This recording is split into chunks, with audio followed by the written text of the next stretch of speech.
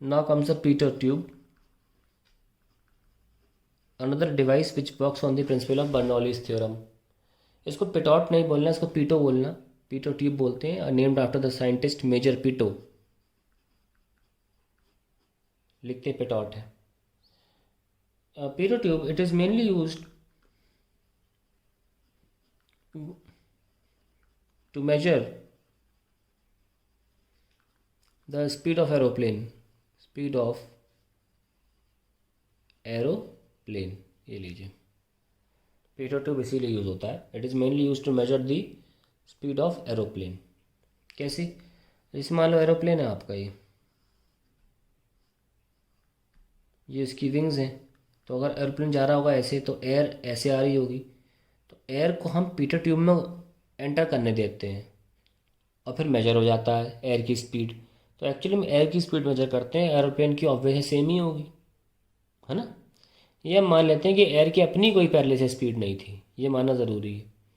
तो तो relative motion के हिसाब से जो स्पीड एरोप्लेन की वही स्पीड एयर की भी होगी। इस एयर को हम कहाँ एंटर कराते हैं? पीटर ट्यूब में। जो दिखता कैसा है, देखिए ऐसा दिखता है।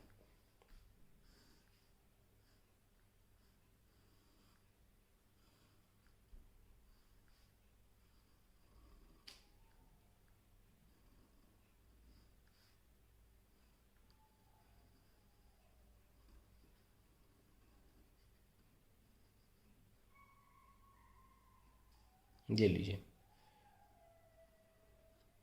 ये बना दिया हमने ट्यूब।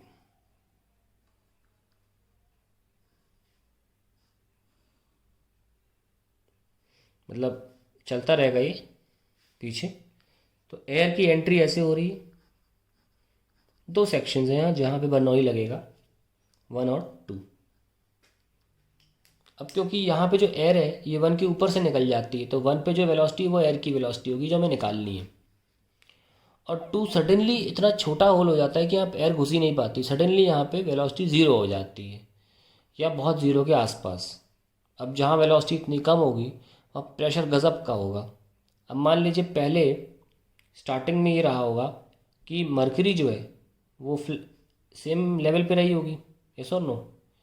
लेकिन इस सडन डिक्रीज इन वेलोसिटी की वजह से यहाँ प्रेशर बहुत हाई हो गया इस रीजन में। फिर सुन लीजिए, जहाँ पे वेलोसिटी कम होती है और प्रेशर हाई होता है। ज़्यादा प्रेशर होने की वजह से थोड़ा ऐसे ऊपर बना लें अगर हम, हल्का सा ऊपर, हाँ अब ठीक है। ज़्यादा प्रेशर होने की वजह से यहाँ से मरकरी, यहाँ प्रेशर ज़्यादा है ना, धक्का देगी मरकरी को, मरकरी फिर ये ऊपर चढ़ जाएगी। पहले यहाँ थी अब यहाँ चली जाएगी। तो अब देख सकते हैं डिफरेंस इन हाइट आ गया ना। ये इसको लाल से दिखाता हूँ और ऊपर चढ़ा दो इसको, डिफरेंस अच्छा दिखना चाहिए। मरकरी भी काली होती है, बना ही दो काला काला पूरा पोर्शन।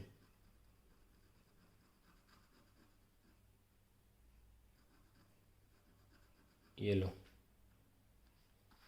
तो इसने इसको ज़्यादा प्रेशर की वजह से धक्का दिया और मरकरी इधर चढ़ गई ऊपर। हमने प्रेशर में सिखाया भी था कि हमें सिर्फ इतना ही लेना होता है ना। तो let's apply the Bernoulli application.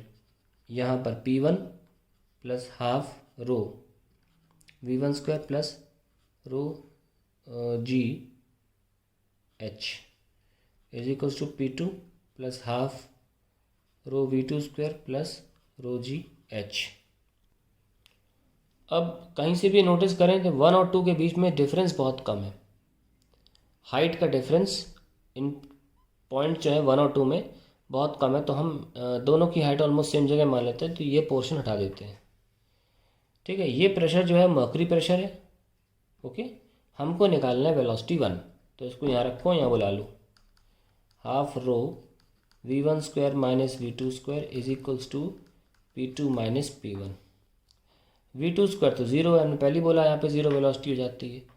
तो अल्टीमेटली क्या आया भैया, 1/2 rho V1 square is equals to P2 minus P1। Okay, so हमको तो वेलोसिटी निकालनी है, तो आंसर आ जाएगा 2 P2 minus P1 upon rho का square root, and that is the final answer.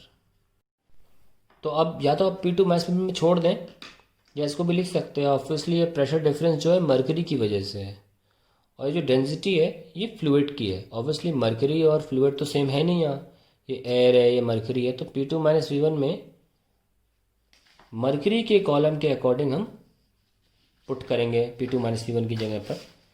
तो P2 माइनस P1 होगा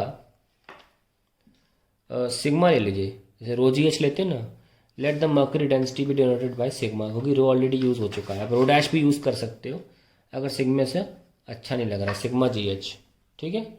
ये आप पुट कर दीजिए वहाँ पे, तो वेलोसिटी आ जाएगी 1 पे 2 sigma g H bye row.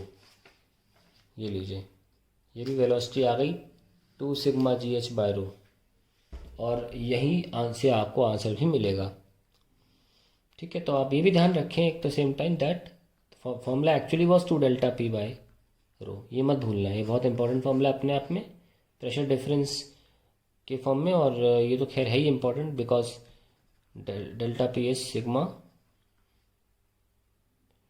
G h, okay, that is the formula for delta P.